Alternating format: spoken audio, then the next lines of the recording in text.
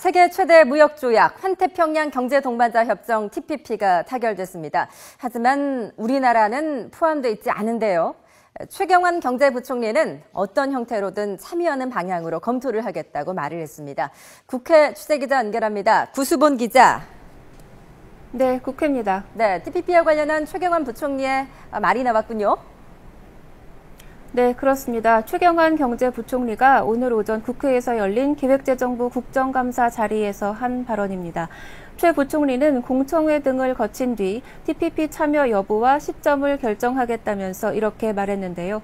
또 언제 어떤 조건인지는 협상 사항이어서 자세히 설명하기 어렵다고 했습니다. TPP로 인한 우리 경제 타격에 대해서는 정밀한 분석이 필요하겠지만 누적 원산지 규정이 포함돼 있어서 수출에 영향이 미칠 수 있다고도 말했습니다. 네, 이런 최 부총리의 발언에 대해서 여야도 한마디씩 했다고요? 네, 그렇습니다. 여야 정책위 의장들이 TPP 체결과 관련해서 입장을 내놨습니다. 먼저 새누리당 김정은 정책위 의장은 한국이 불참한 가운데 TPP가 탄생해서 우리가 세계 경제전쟁에서 뒤처지는 게 아닌지 걱정이 된다면서 최 부총리의 발언을 간접적으로 뒷받침했습니다.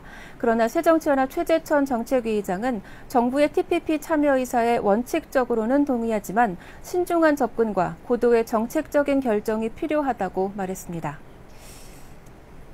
네, 구수범 기자, 이번에는 선거구 획정의 소식도 좀 알아보겠습니다. 지난번에 회의가 8시간이나 걸렸었는데 오늘도 논의가 좀 길어질까요?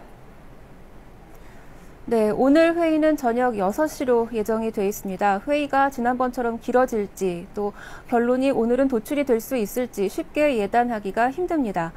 획정위는 오늘 회의에 앞서서 선거구 인구 상하한선 산정 방식을 변경하는 방안을 논의하겠다고 밝혔습니다.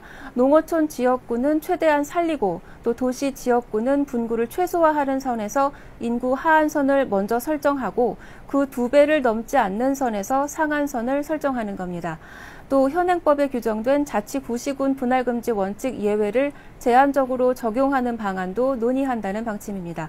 하지만 사실 인구 상하한선은 선거구 획정 기준의 대원칙에 해당하기 때문에 바꾸는 게 그렇게 간단치 않습니다.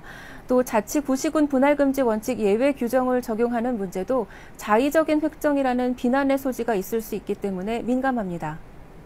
네, 이렇게 민감한 부분인데 획정위가 이런 부분까지 검토하겠다는 이유, 그 배경은 뭔가요? 네, 앞선 회의에서 지역구 의석수를 246석으로 거의 합의를 해놓고도 의석 배분 문제 때문에 결론을 도출하지 못했기 때문입니다. 문제가 된 의석수는 단 2석입니다. 여당 추천위원들은 강원과 경북에 한 석씩 배분하자고 주장했지만 야당 추천위원들은 경북과 호남에 배분할 것을 주장하면서 의견이 팽팽하게 맞섰습니다. 때문에 오늘 회의에서 극적으로 의석 배분 문제에 합의하면서 지역구 수를 발표할 수 있을지 아니면 선거구 인구 상하한선 등 일부 기준 변경 방안을 논의하게 될지 주목됩니다. 부 기자, 이제 획정위가 국회에 최종 획정안을 제출해야 하는 시한 오는 13일인데요. 그때까지 합의가 이루어질 거라고 보십니까?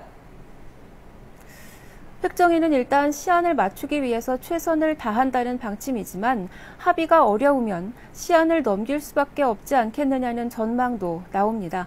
하지만 어느 한 부분에서만 물꼬가 트인다면 결론은 예상외로 쉽게 도출될 수도 있을 거란 관측도 나오고 있어서 오늘 회의가 중요한 분기점이 될 것으로 보입니다. 지켜봐야 될 것 같습니다. 지금까지 국회에서 YTN 구수본 기자였습니다. 수고하셨습니다.